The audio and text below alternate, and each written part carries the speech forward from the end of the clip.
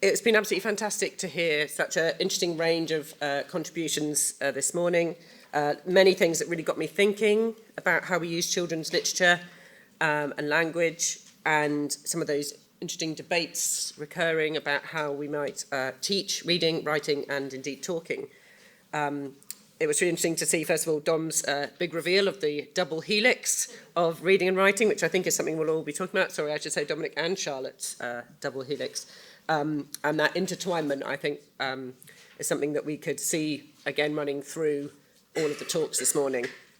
I felt really inspired by Teresa's talk, not least because of the amount she managed to fit in the 20 minutes, but it made me really think about how much time we spend reading with, when smaller children, particularly, you know, reading with a toddler on the sofa. So much of that time reading is really about talking with the book, and how we might lose that as children start to get older and begin to read independently. It's much harder to facilitate that kind of chatter about books.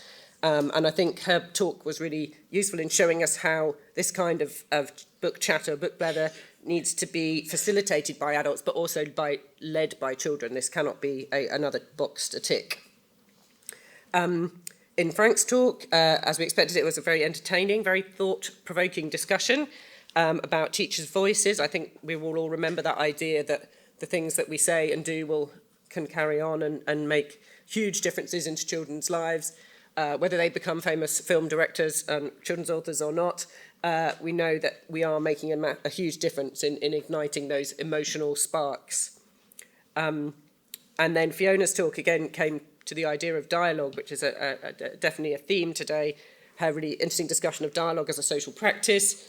When reading her recommendations, I thought there are certainly some adults not far from us in Westminster who could do with a discussion on relating to others and dealing with multiple perspectives. But you know, it was really fascinating to see this really positive work, and particularly some of those very clear ideas about how it can be implemented in schools.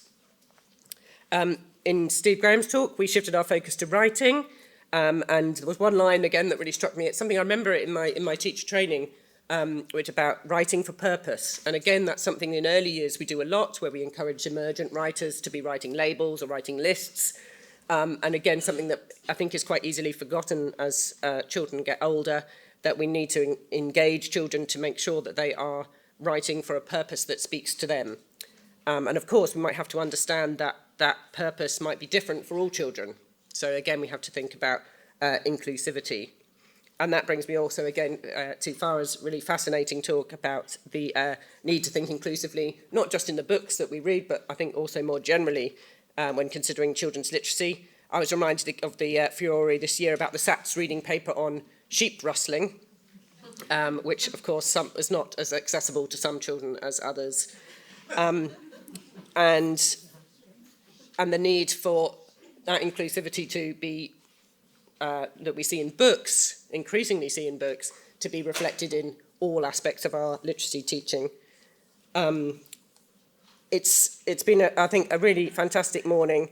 Some really strong themes about inclusion, about talk, but also, I think, a few really inspiring ideas, which I hope you will take away with you and remember.